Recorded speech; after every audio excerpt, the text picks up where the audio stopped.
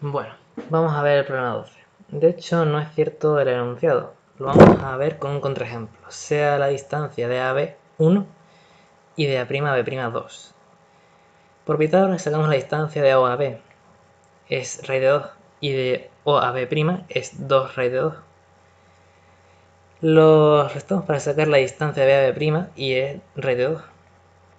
Y lo operamos y sacamos que 1 es igual a un medio, lo cual es absurdo.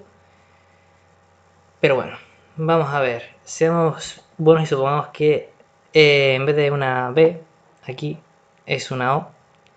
Y vamos a intentar probarlo, que eso sí se da. Vamos a considerar G una traslación que manda a B', y mostraremos dos proposiciones para ayudarnos. La primera, que si B pertenece a R y G de B no pertenece a R, entonces G de R es paralela a R. Supongamos que existe un punto P tal que P pertenece a R y P pertenece a G de R. Como es una isometría, lleva una recta en una recta y por tanto G de P pertenece a G de R. Esto de aquí no importa, sobra. Y esto de aquí debería ser G de R, no R', aunque G de R es R', lo veremos más tarde. Bueno, esto implica que P, G de P y G de B están alineados, y esta es la definición de que están alineados. Como la isometría mantiene distancia, la distancia de G de B a G de P es la distancia de B a P, y como es una traslación, la distancia de P a G de P es la distancia de B a G de B. Esto es que B, G de B y P están alineados y que por tanto G de B pertenece a R. Y por tanto llegamos a que es un absurdo, porque en nuestra hipótesis G de B no pertenece a R. Por tanto, G de R y R no tienen puntos comunes y G de R es paralelo a R. La proposición 2. Si B pertenece a S y G de B pertenece a S, entonces G de S y S son coincidentes. Para ello consideramos P perteneciente a S, por tanto B, G de B y P están alineados, y por tanto la distancia de AP más la distancia de P a G de P es la distancia de B a G de B.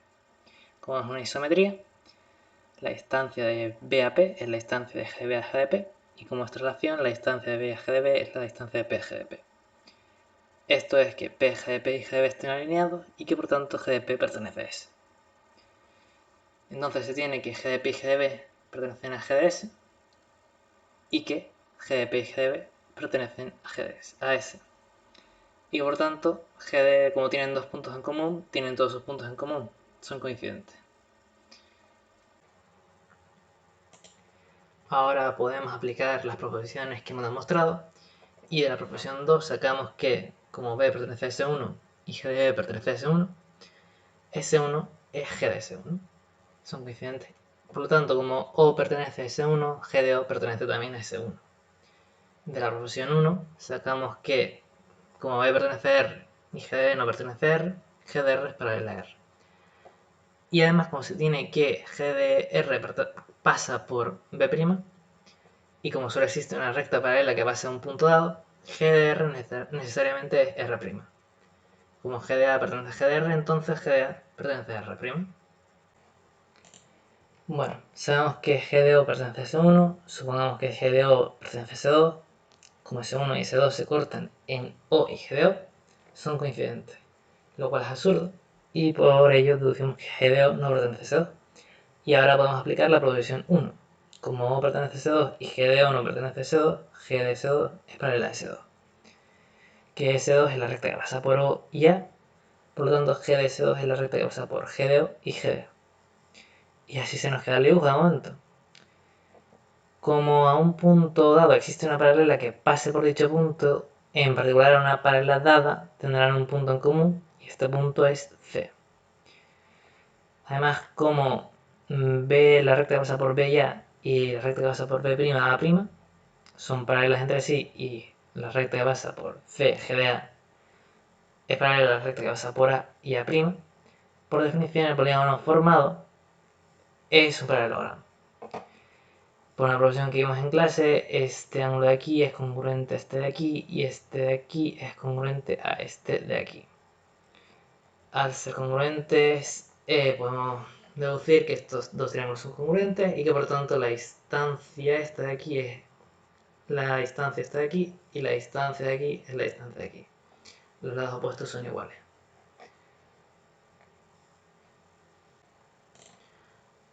Bueno, ahora si consideramos el triángulo este de aquí, que es el que tenemos arriba, solo que girado y quitando algunas líneas, podemos aplicar el teorema de Tales y de aquí se saca esta relación de aquí.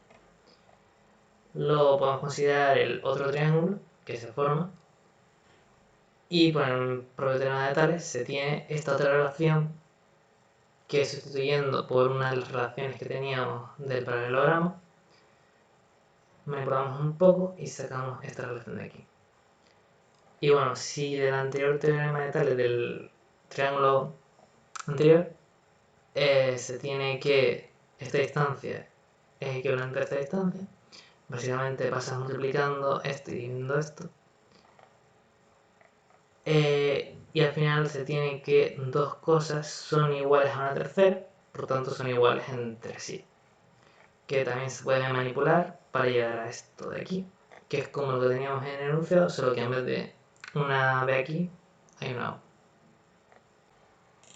Hay un segundo caso en el cual C no está dentro del triángulo sino fuera.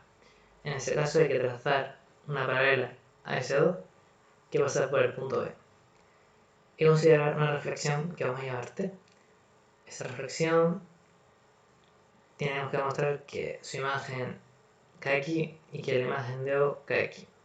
Por lo tanto, que la recta que pasa por estos dos puntos es paralela a esta y por lo tanto se puede aplicar Tales.